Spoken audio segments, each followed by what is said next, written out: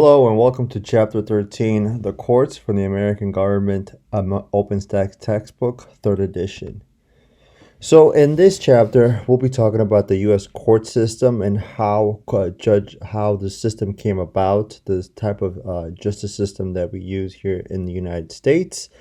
Of course, its struggles that it's had to have its balance. Remember, the courts is a part of the three-branch system we have here in the United States of America, which has a checks and balances. So the U.S. The court system works as a checks and balances to the executive branch and to Congress. So when Congress passes a law and the president signs a law, the court system is meant to check and balance that system when that law is enacted in place to make sure that the law is constitutional.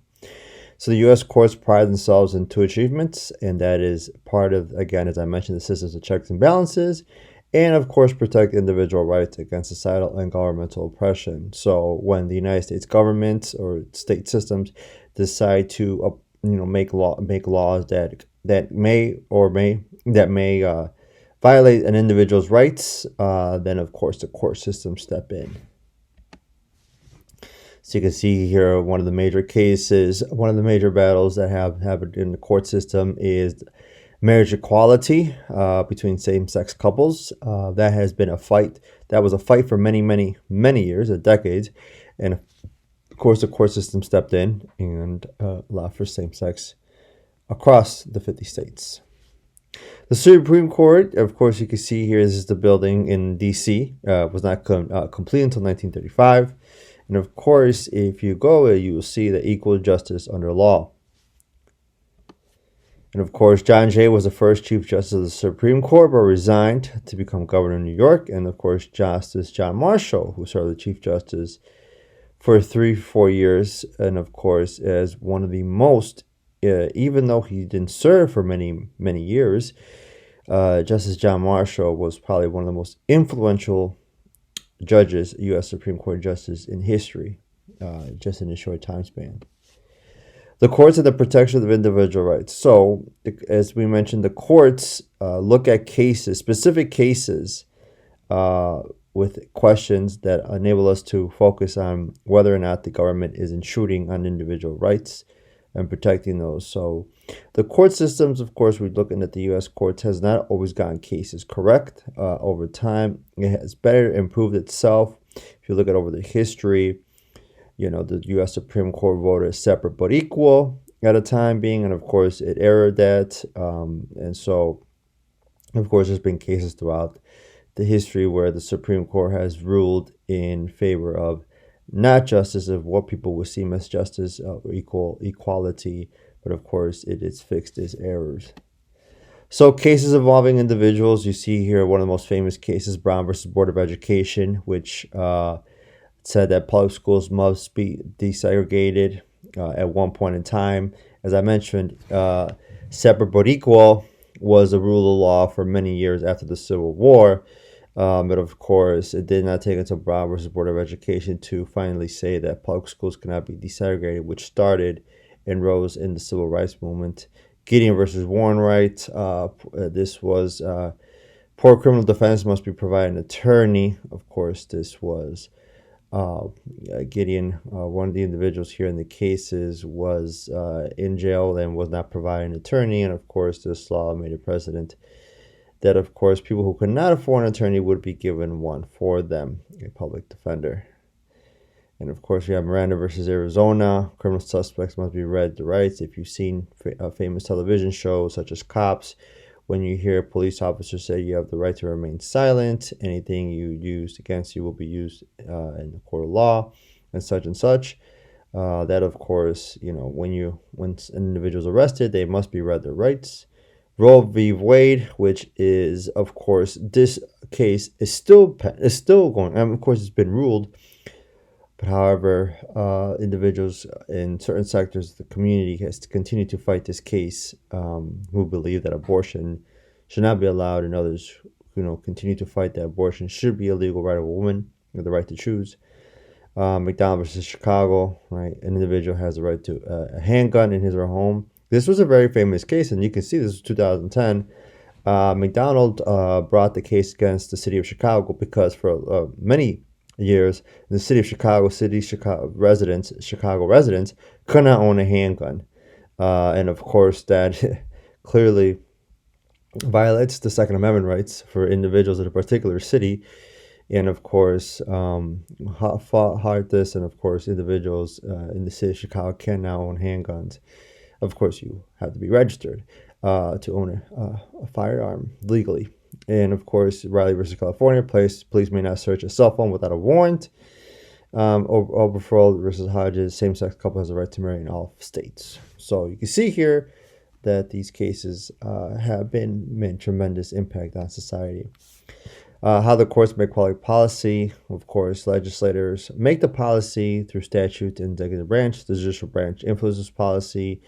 And of course, the judicial branch can influence policy through its rulings and interpretations. So whenever a case is brought up to the Supreme Court or the justice system, they can influence its rulings and its interpretations. So the dual court system represents courts as both the national and state level. So we do have federal courts and state courts. And of course, the local courts we have as well. Both levels have their three basic tiers. Of course, you have trial courts, appellate courts, and courts of last resort. So you can see here how our court system works. So again, not every case is heard upon the Supreme Court. The Supreme Court usually takes about 100 cases or less every single year. So, and of course, there are way more than 100 court cases just, are going on in, forget about the federal, but the state level as well. There's a lot, thousands and thousands of cases going on. As you can see here, the way that the system works is, of course, again, not every case is heard upon the Supreme Court.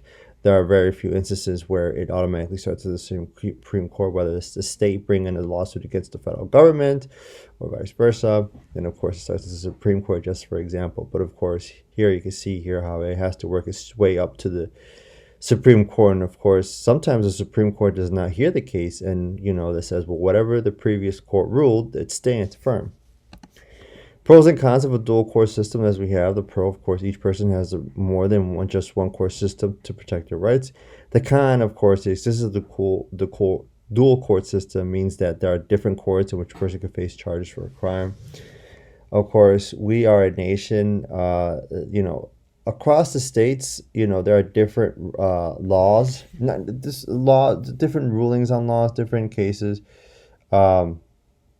Of course, not every state has the same, so across the states and nation, there are not the same legislations becomes complex. So, for example, sometimes in criminal cases, some states have harsher penalties than others states. So in some states, if you commit depending on the crime, you may not get as a much harsher sentence than you are in a different state. That also goes for if you have drug cases. Some states may punish you harder than others. Where a person is located can affect not only what is liable and what is not, but also the case. Again, wherever you are located, you can be found more, liable, and of course, harsher penalties in the court system. Jurisdiction of the courts, you have state versus federal. State courts hear most day-to-day cases, of course. Federal courts hear cases involve a federal question. State courts hear both civil and criminal courts, and of course, federal courts hear both as well. Although many criminal cases involving federal are tried to state courts, so when it becomes a criminal case, of course, the state courts take that. Many of those cases. But however, there may be some criminal cases where it involves the federal courts, depending on, of course, the gravity of the penalty in the criminal law. When it comes to state courts, help the states retain their own sovereignty in judicial matters. When it comes to state laws, hear cases of interstate matters, diversity of citizenship involving the parties of two different states, or between U.S. citizen and a citizen of another nation, right? So that can be the possibility. One of the ones that, of course, one of the complexities of our country is when it deals to marijuana. So you can see here across the country, across the country, not every state, has legal marijuana usage. You can see here the ones in green, you can use marijuana for recreational purposes. In the blue states, you can use it for medical and it's decriminalized. And of course, the yellow means you can only use it for medical reasons. The orange is has decriminalized, and of course the red still means it's illegal. It's not allowed. There is no allowance of marijuana. So you can see here again. Say for example, you are a resident of Illinois and you use marijuana for recreational purposes, and you decide to move to Wyoming, right? You have to follow the laws of Wyoming, and Wyoming says that you cannot legally, that you can't legally use marijuana for recreational purposes. So you can't smoke weed out in the open there in Wyoming. You will be arrested, and there will be criminal charges against you. You can't say, oh, I used to live in Illinois and I used to smoke for recreational purposes there. And if you move to Wyoming, you can't do that.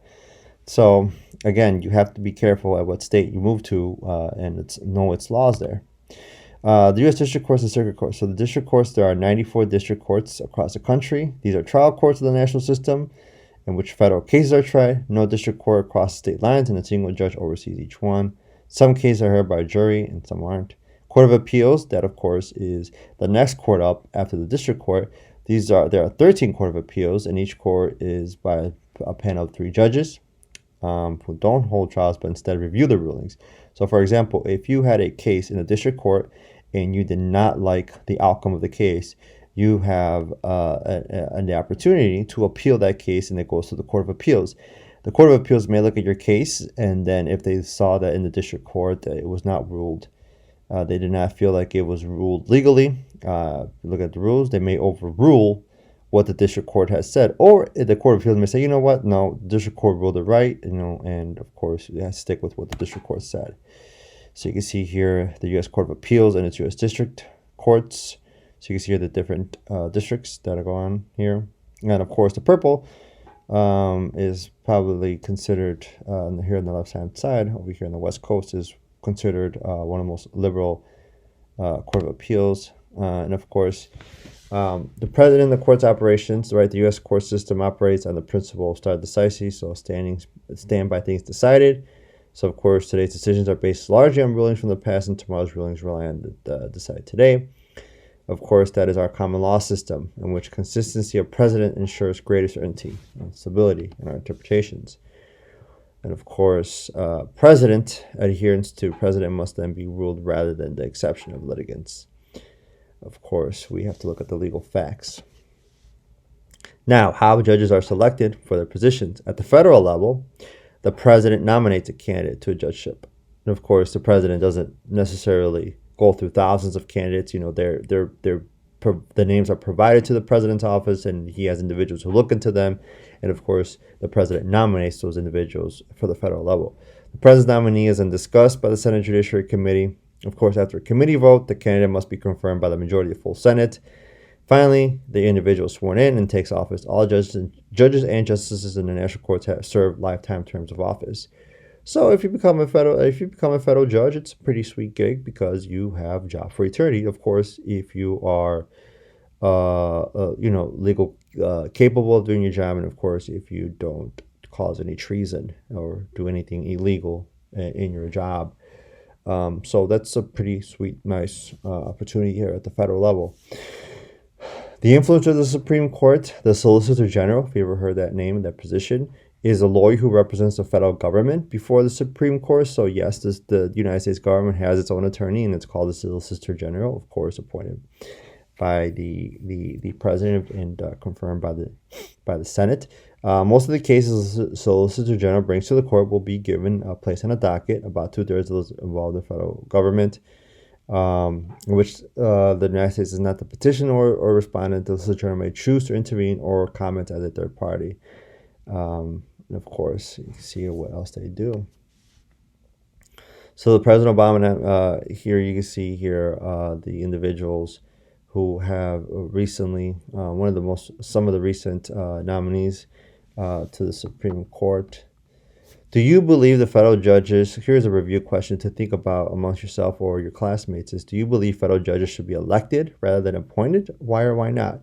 Now, at the local level, there are judges who are elected into office, depending at the state.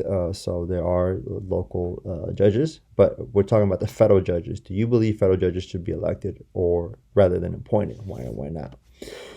So the structure of the Supreme Court has 9 justices, and of course, of the 9 justices, one serves as the Chief Justice, which is the highest ranking judge of the court.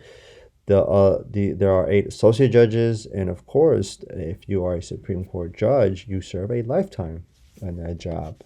So you can see here now, of course, not every individual who is nominated for the Supreme Court, whenever that position opens up, it goes good. Here are some the candidates who for the Supreme Court who were best selected for that position. Important features of the Supreme Court. On the Supreme Court, there are 9 justices again, and it is the court of last resort for all the systems, whether it's a federal, state. If it gets to the Supreme Court, that is it. Once the Supreme Court rules on the case, that is pretty much it for that specific law. So it says precedent. Appointments of the Supreme Court again. You can see here. Currently, there's when you look at the Supreme Court as of this date, 3 are pretty much liberal judges. Those means that they are they won't vote to the left, and of course you have the justices who are conservative, will to the right. How the Supreme Court selects cases. The Supreme Court accepts fewer than 2%, as many as 10,000 cases it has to review each year. So just think about 10,000 cases are brought up to the Supreme Court, and they at least hear possibly just 100 of those cases. It's a very small, minimal chance that your case will be heard in the Supreme Court if you bring up a case that you deem necessary or it should be ruled in the Supreme Court. 4 of the 9 justices must vote to accept the case, which is called the rule of 4. So again, if 4 justices rule on the case to move forward, it will. If not, then whatever the precedent of the last decision was, it stands. Of course, the petitioner asks the Supreme Court to write or grant certiorari, request that the lower court send up the record to the case. Of course, here are some other important individuals. How the Supreme Court again select cases. Part 2, the Solicitor General, of course, the lawyer who represents the federal government before the Supreme Court, decides which case should be appealed from the lower courts and personally approves each one presented. The court case takes into consideration external influences, not just from interest groups, but also from the public. And the case that has been placed on the docket, briefs or short arguments explaining each party's view must be submitted. And of course, briefs and hear oral arguments. So within briefs filed, the courts hear oral arguments from October through April.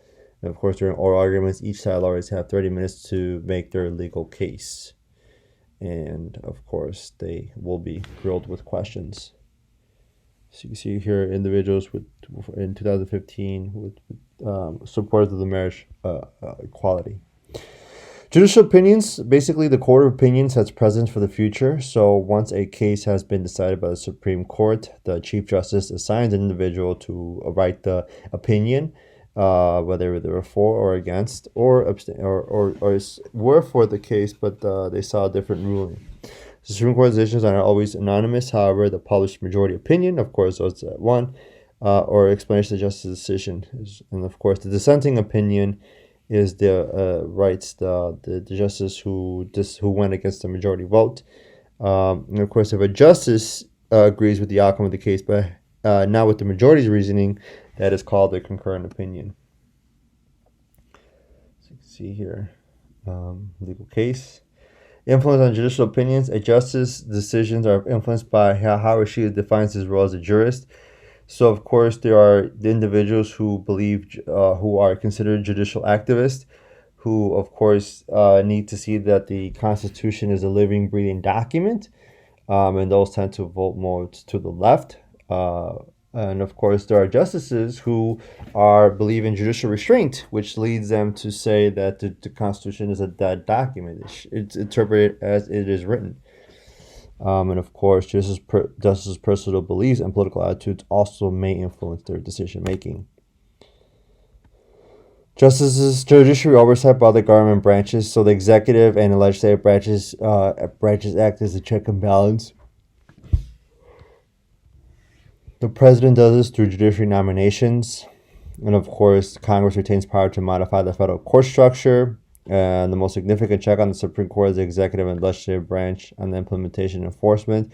So, how the executive branch, one of the ways that it ensures there is a checks and balances system that you know the Supreme Court does not have its own police force or its own military. That's under the control of the executive branch. So, in hindsight, if the U.S. Supreme Court ruled on a case in a specific way, you know, the executive branch may not move on it. It may not enforce it because the executive branch is meant to enforce the Supreme Court's ruling. So that's another. There's an oversight now. They avoid that. They want to make sure that the executive branch wants to make sure that whatever if whatever Supreme Court rules on it, it enforces. What are the core factors that determine how judges decide in court cases? So think about that as a review question amongst yourselves or with a group of friends or with a group of classmates.